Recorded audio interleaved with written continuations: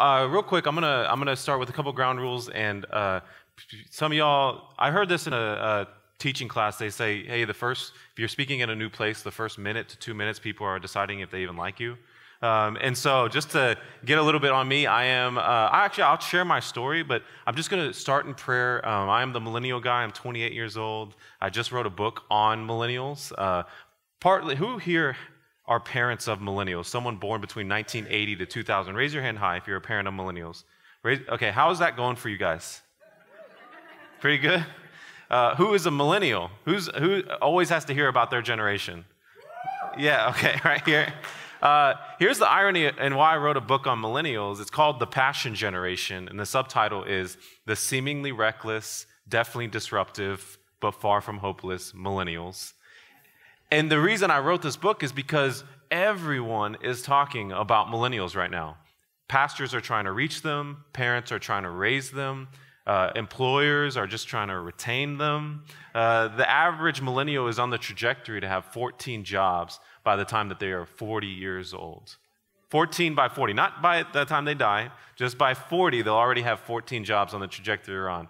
And so it's a real tension, a real problem, a real struggle on how do we reach this next generation, let alone there's a generation after millennials that we should be considering called the Z generation. And actually, now that generation is getting a little older. Usually, if you're in high school or below, you're Z generation. And I don't know, I've always wondered, what are they going to call the generation after? There was the Xers, there was the Y generation, millennials, and then there's Z generation. What are they going to go to numbers or something? But it's actually, they're calling the next generation the Alpha generation. So they're just starting over, going back to the beginning. And so I was hoping that the second coming was going to be after the Z generation. Like that meant this is the end, but my point is, y'all, everyone is talking about millennials, except millennials.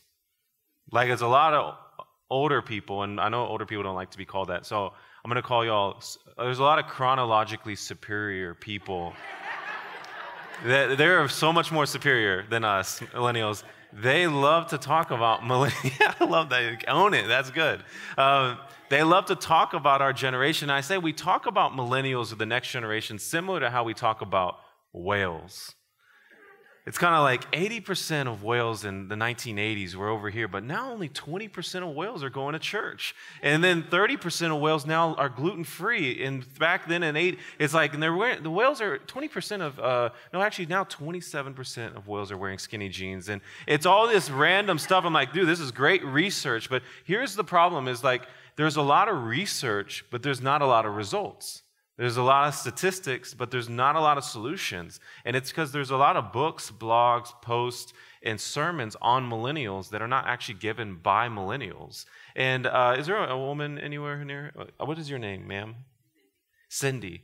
How would you feel if you were like, everywhere you went, people are talking about women, and they're handing out, this is an incredible book on women, but 100% of it is written by men.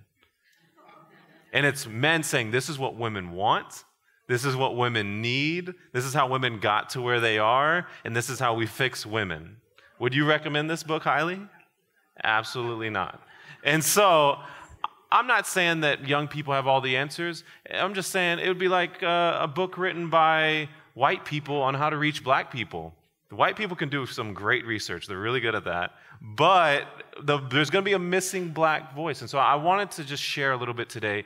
If you're struggling with millennials, let's be real. I'm struggling with millennials. And so let me be the first millennial to say, we're punks. We just are. So we can start at that. And so now we can actually build our way to a healthier place.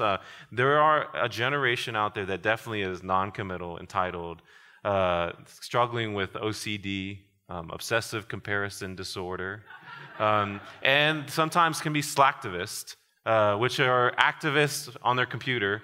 So there are actually a lot of millennials like that, but there are a few that are very different. They break the stereotype, and they are not what we like to generalize. And so anyway, the book I have is called The Passion Generation. I want to start in prayer, and we're going to go into it. But then also, if you have any questions during the message, totally cool with me that you ask a question. Just raise your hand. There was a dude that did, my man over there that held up the, I like this guy so much.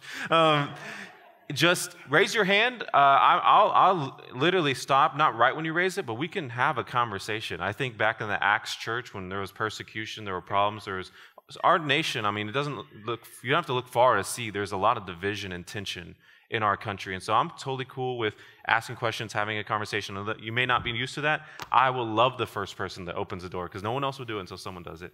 But it's not going to throw me off. It's actually going to throw me on. Because they will create some real dialogue, not just a monologue that I've prepared. And so if you guys would, I'm going to pray and then we'll get started. God, thank you for every opportunity to speak on behalf of your generation. I know I got a big personality, so will you use it in the way that you designed it, and will you stop it when I go a little too far than you plan on? Would you give a little bit of insight and wisdom into this generation? Would you give a ton of hope for anyone that's fearful of what the future of the church is going to look like, the future of this nation is going to look like? God, I pray that you would also wake up our generation a little bit more to being more hungry for wisdom from those that have gone before us. Would you use this time to also depict what it could look like to show more honor from my generation towards those that have given a lot of blood, sweat, and tears to provide what we have? God, would you use this time as a bridge that leads to a conversation towards discipleship, especially? Would you create a pebble in our shoe that we cannot avoid? It just bothers us until we start seeking the reconciliation between generations. Do not let the enemy defeat us by dividing us. In Jesus' name, pray. Amen. All right, a little bit on me real quick. This is me when I was a little niño. I am half Mexican, 50%, but not that Mexican. Like, I actually say I'm more of a Mexicant.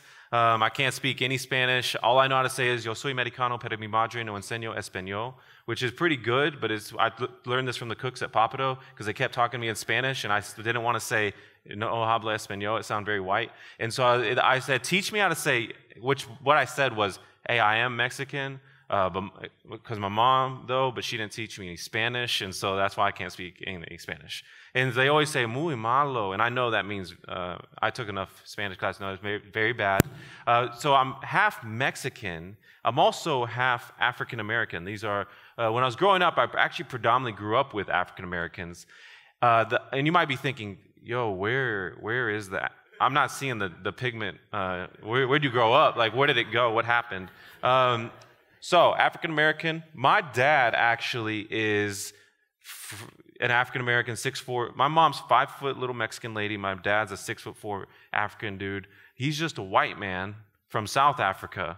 Technically still Africa, though. I mean, I don't know. So I really am just whatever's convenient. It depends on, like, if I'm applying for a scholarship, I'm African-American. Like, if I'm Mexican, I'm all of it. Like, but if I don't know, if I need whatever I need to be, that is what I am. But growing up with African-Americans, I was more the minority in this. My African-American brothers, they got more darkness than I got.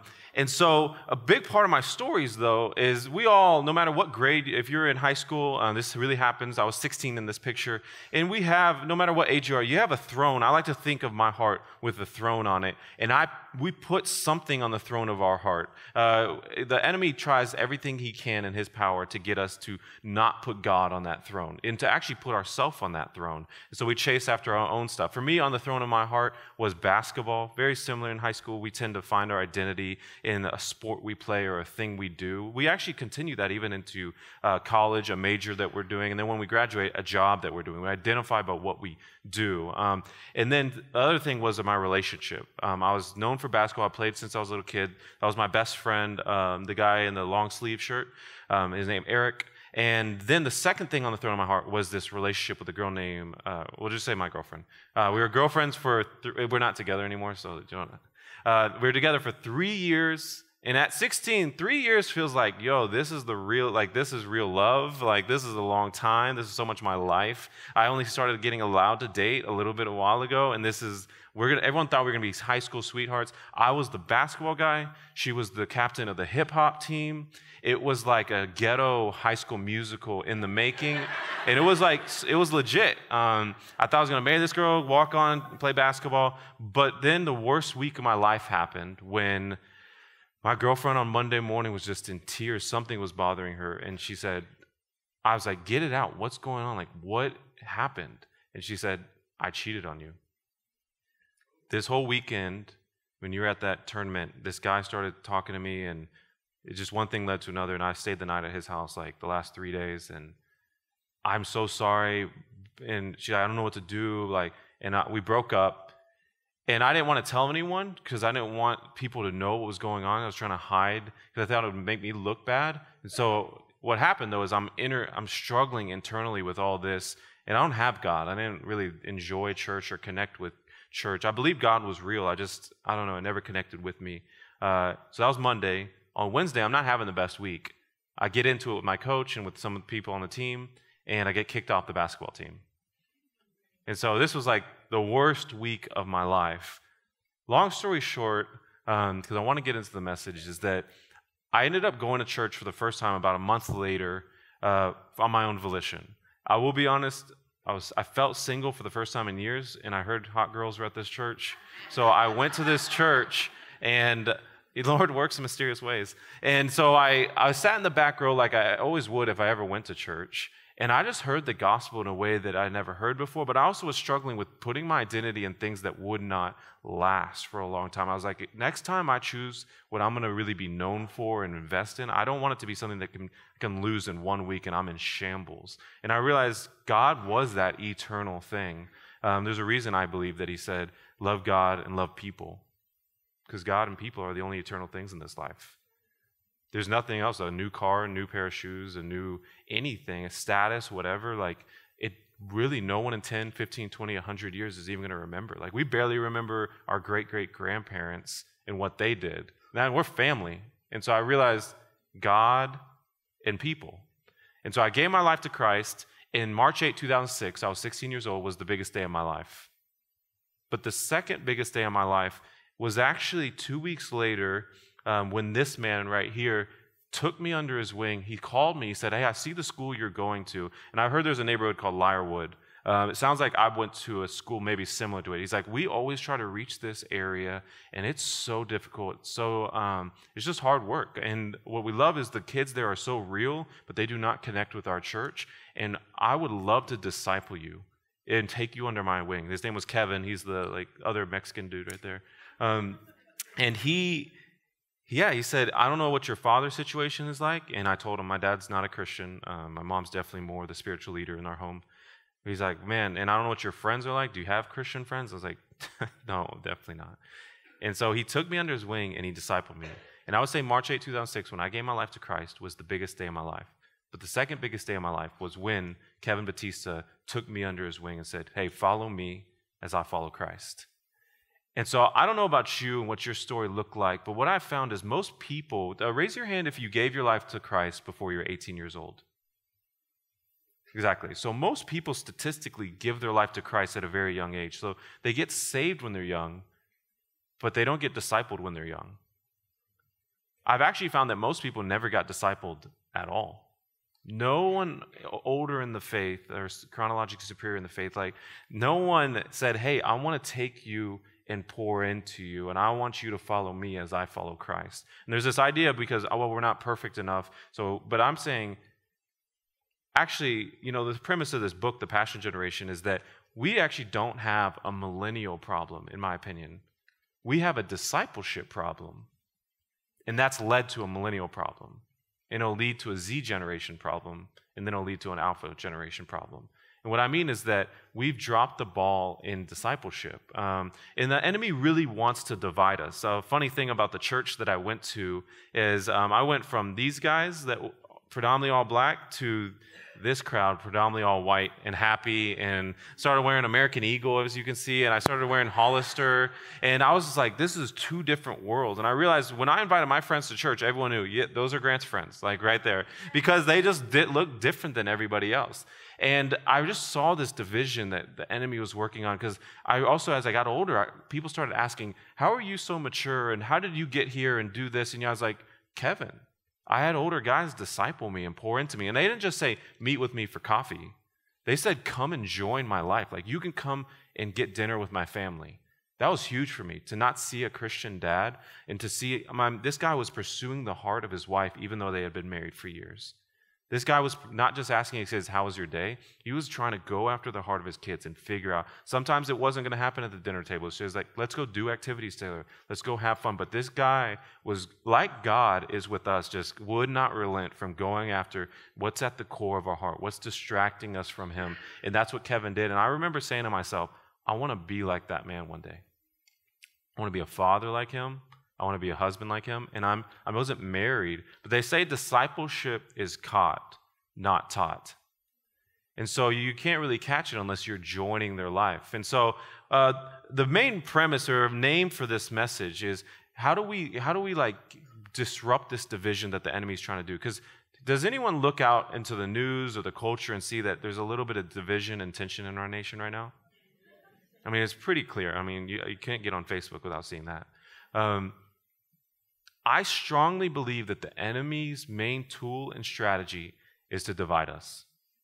Number one, he did it with Adam and Eve, where he divided them between God, divided them from each other and divided them from God. And I think he's trying to divide us now.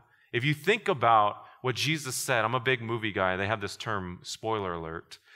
If I was the enemy and I heard Jesus say, the gates of hell will not prevail against my church, I'd be like, spoiler alert.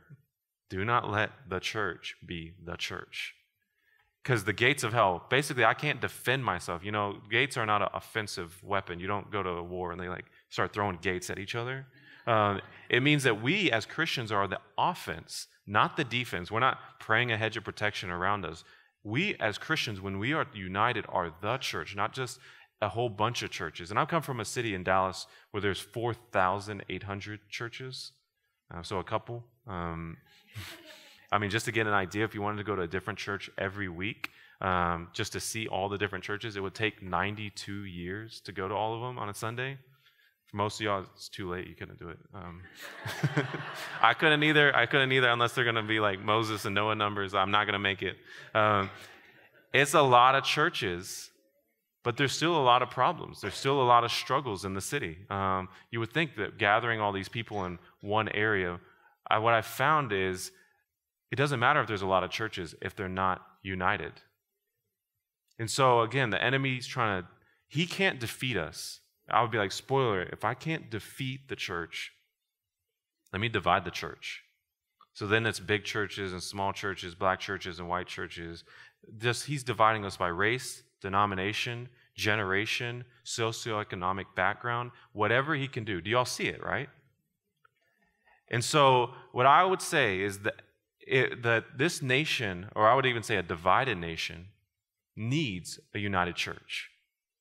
It needs us to have a lot more grace for generations, a lot more grace for different races, a lot more grace for even different denominations, that when God looks at Oklahoma City, that he sees one church. He doesn't see a whole bunch of churches. He sees, like in the Bible, it's the church of Ephesus, the church of the city. And so, again, in this message, I would say, how do we then change what's happening between generations? It's kind of funny, actually. I would say, just do this one thing. If I was running for president of the church, or let's say the pope of the whole church, I would have this campaign. I came up with this creative campaign all by myself, so don't steal it. I'd get a red hat, and I'd put this on the red hat. Again, I came up with this. Do not steal this. I would simply do this. I would make the commission great again. That's how you reach the next generation. That's actually how you reach every single generation until Jesus comes back, is the Great Commission. Jesus' last words become our first priority. He's literally, you're going to choose your last words very specifically. And when he comes back, he says, go and make disciples. Go and make disciples. This is what he did most of his ministry. I mean, there's a point where he had 5,000 people. Because a lot of times we think the big conference and the big event and however many people we can get in here, and that's good, but Jesus had 5,000, just men. So it's probably, some say, about 10 to 20,000 actual people when it comes to women and children included. He has about 15 to 20,000 people, and he doesn't start a conference. He doesn't start a megachurch.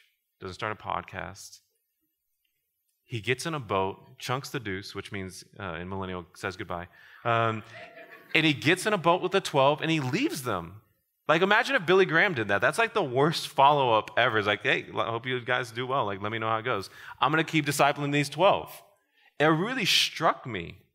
Even how many times he's like, hey, don't tell people I did this. It's like he's not trying to get his name out there. It's like he's not trying to build a crowd. There's a point where he actually gets one of the disciples. He said, go get a boat. We need to get away before this crowd crushes me. In Mark, he says that. And I'm like, it's so opposite of how we try to do things. We try to get as many people as possible. You have all these people, and you're trying to get away from them so you can continue to disciple 12 people. And so it makes me wonder, if we don't have a millennial problem and we actually have a discipleship problem, where do you lie in this problem? Are you discipling someone? Have you made a commitment like Kevin did to me where someone is following you as you follow Christ? Anyone? Right now, statistically, Barna found that only 17% of people have a relationship like that. So again, what do? Make the commission great again. Just simply go and do what Jesus said. If you want to reach millennials, you want to reach the Z generation, disciple someone who disciples someone who disciples someone. So the reality is most churches I speak to, they do struggle with this, and that's okay. I did too. I was very lucky to be discipled, and so it's a very natural overflow. I didn't know it wasn't normal until I got older and realized, oh, you didn't have a Kevin? And then most people, no, I did not. But I will say this last thing, I'm going to go into some practical stuff. What does discipleship and what could discipleship look like? Of course, the book has so much content practically on that. But I just want to say this one thing, because this is just experientially. Over the last 3 years, I've gotten to meet so many young people in their 20s. I'm 28, so I meet all these other 20-somethings that they'll say, you got to meet this guy, or you got to meet this girl. They're in San Diego, New York, Chicago. They're just killing it. It means doing a good job.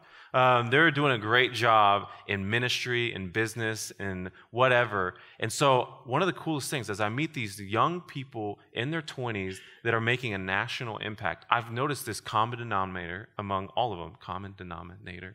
I always ask them, first question, who discipled you?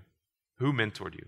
There is no way you have the resources, the wisdom, the confidence, the experience that you have without older people pouring into you, believing into you, connecting you, investing in you. No way.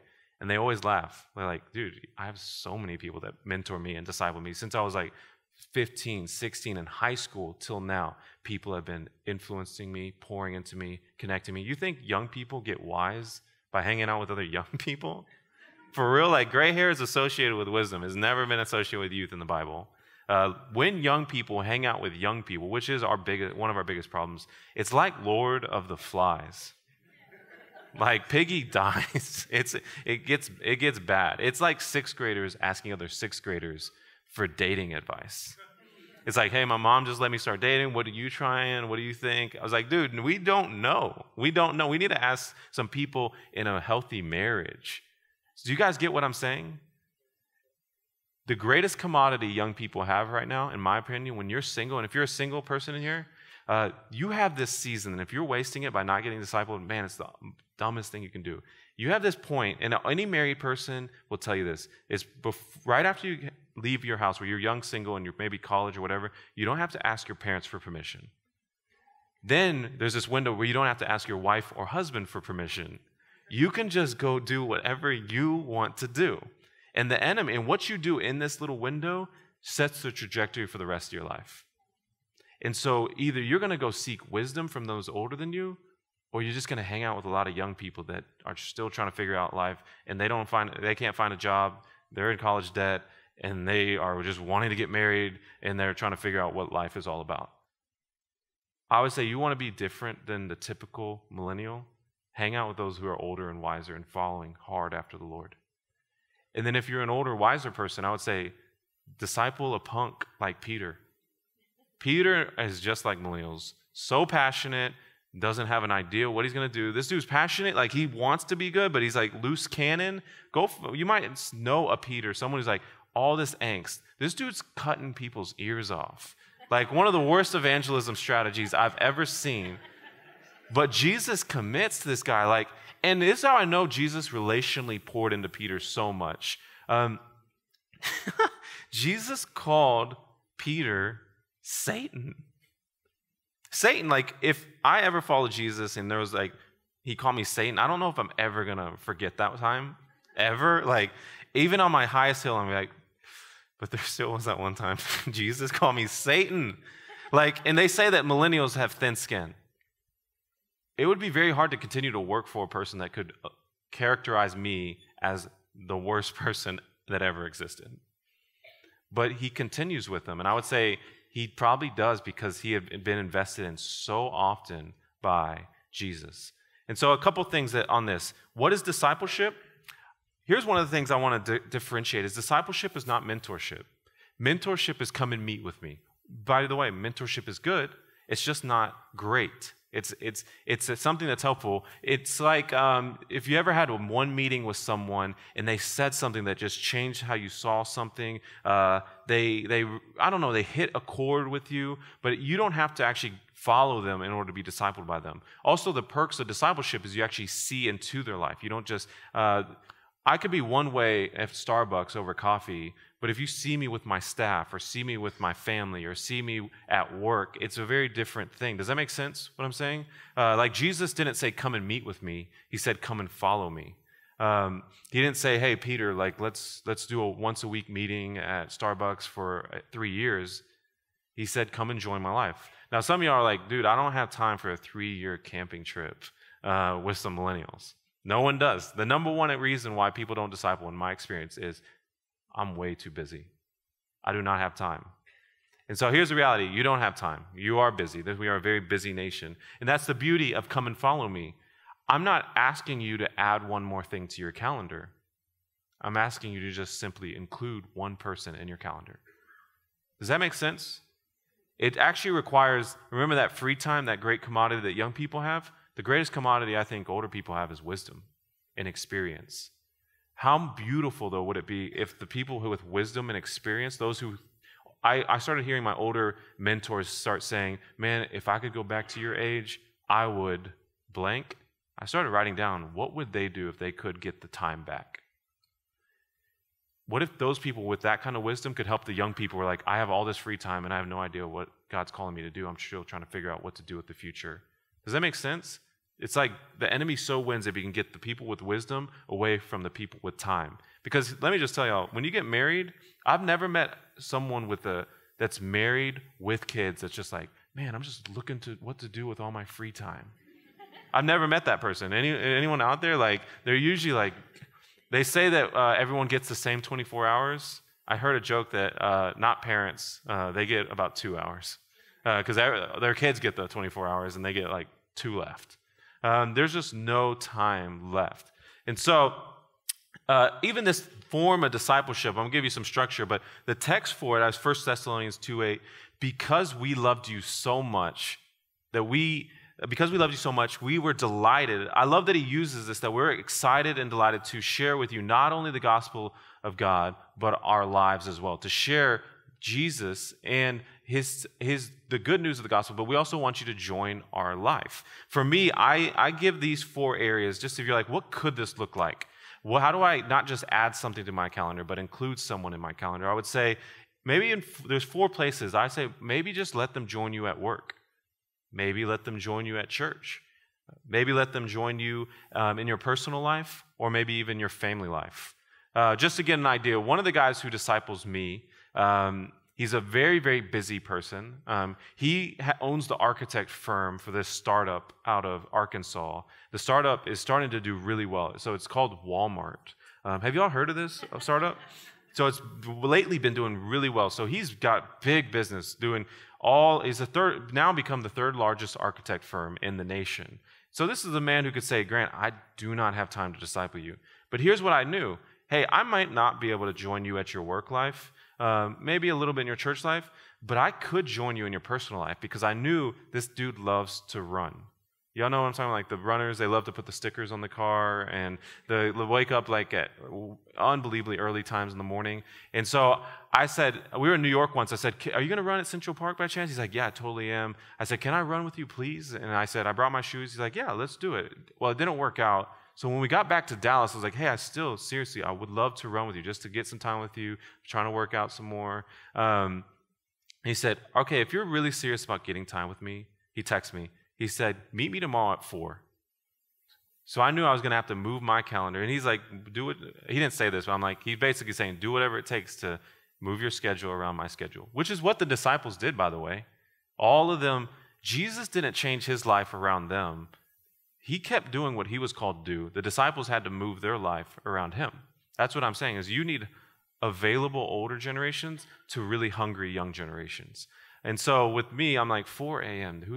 Why do runners have to be this way? Like, why do they have to just be so intense? And so I show up where he says his office at 4 a.m. the next morning. And I'd love to say, y'all, it was a great experience. It was incredible. But the reality is the dude didn't even show up at all. Like around 7 a.m., I guess he woke up when, humans wake up. And he woke up to my text messages and he said, man, I'm so sorry. I should have clarified. When I said 4, I didn't mean a.m. I meant p.m. And I'm like, how is that even intense? How are you like, if you're so serious, come at 4? Like, how is that? Who runs at 4 p.m.? It's like the worst time to run downtown. And it was funny, but I actually was so glad. I was like, I love that you just made me show up at this time, but I also love that it was at an ungodly hour like this, because now I am serious about getting time with you. I checked my calendar at 4, and there was like nothing going on. And so I moved it to go and be with you.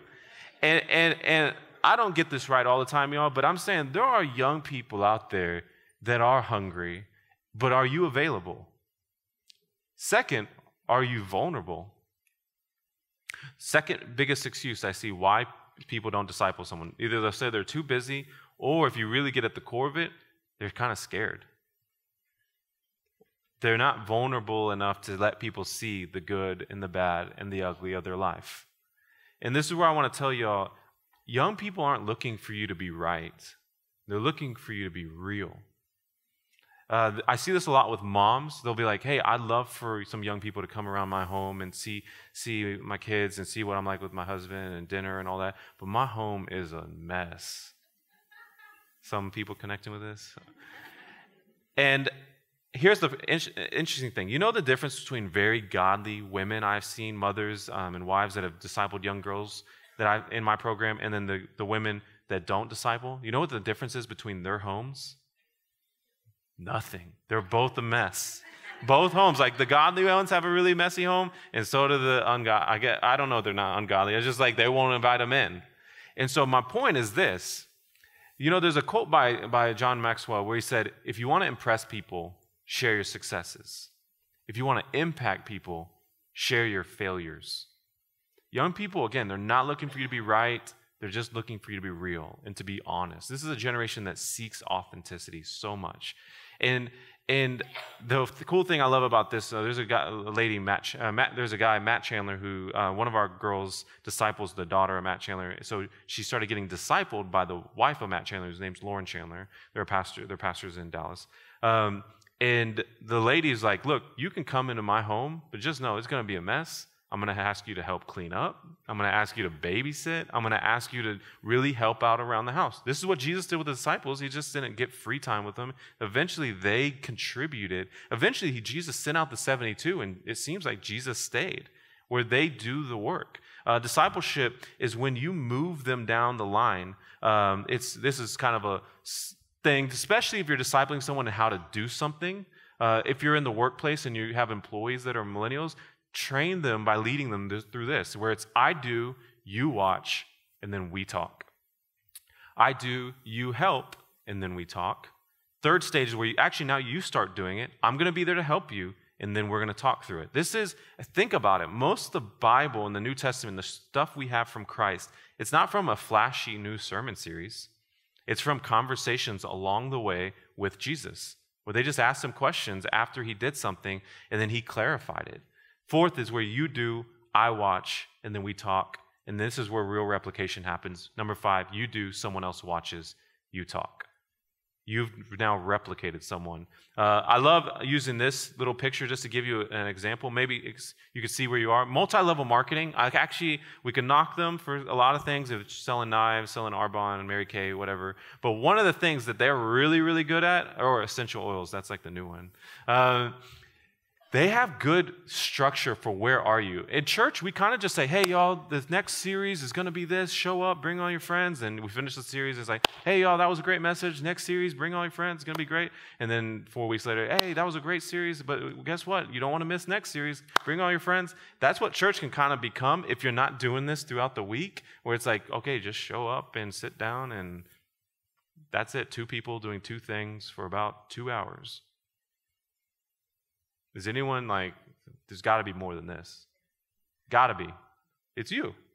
Throughout the week, it's you doing this. But what I love about those multi-level marketing people, they have structures like, this is when you get the pink Cadillac, or it's like, remember, they have at the bottom, it'll be like ruby, diamond, then you're double diamond, and then you're like infinity stone, and it just like keeps growing, and you know the structure that you're at.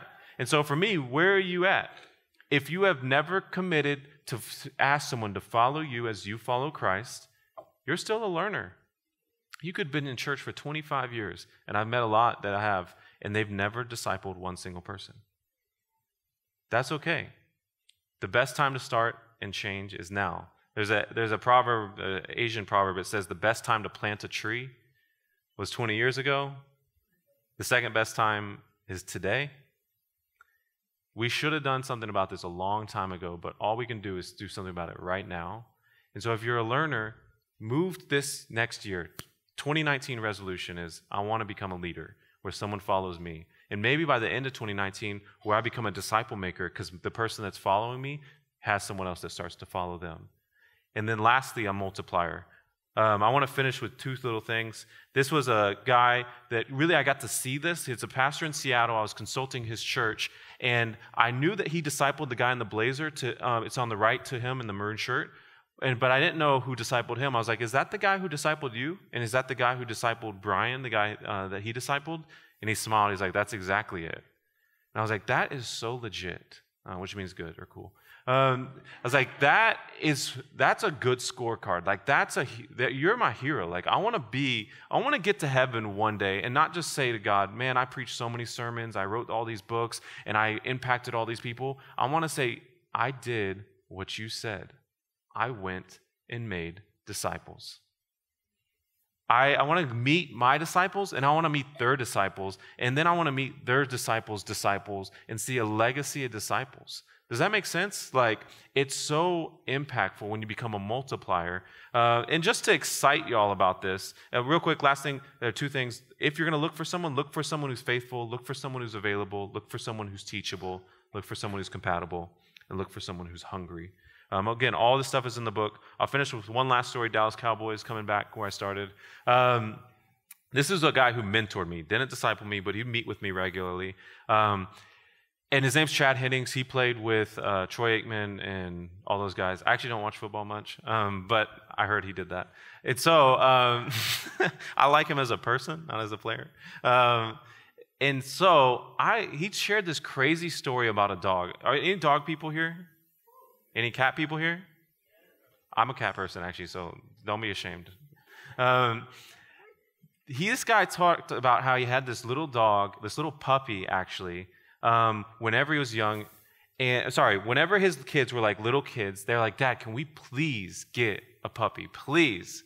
And so they get a puppy, and if you are dog people, y'all know the great thing about cats chill. They don't care about you. Like, they just chill. But dogs, when you open the door, they're trying to run out. If you bring someone in, they're trying to jump on them. They've got passion, like millennials. They're just like loose cannon, passion. You kind of love them, but you're like, God, can you stop pooping around the house? Like, can you start pooping out here, outside? Like, you got to train them and teach them. And so they have this little puppy named Bo, and the Bo is so fun, but crazy passionate. Then, as they get older, 10 years later, they said Bo in dog years so much older. And they said also so much more boring. This is what can happen kind of as we get older. Our faith starts getting, we don't want to try that or do that. And we start kind of like plateauing. And I would say This is where discipleship actually doesn't make older people obsolete. It makes them very, very critical to the next generation. And so as Bo was getting boring, they were like, Dad, can we please get a new dog? They're teenagers now. Can we get a new puppy? Bo is not fun anymore. He just sleeps on his mat. He's boring. I would say for us, we just show up to church every week and we're not actually going and making disciples. And so they said, Bo used to be on his mat and he used to like try to run out or try to jump on someone. Now when someone comes over, Bo's on his mat, he looks up, he's just like, what's up? And puts his head back down. He doesn't care. He's not protecting us anymore. He's just he's boring. He's really, really boring. I would say even for us as Christians, I found they have this saying that we're born again believers. I think some of us are bored again believers.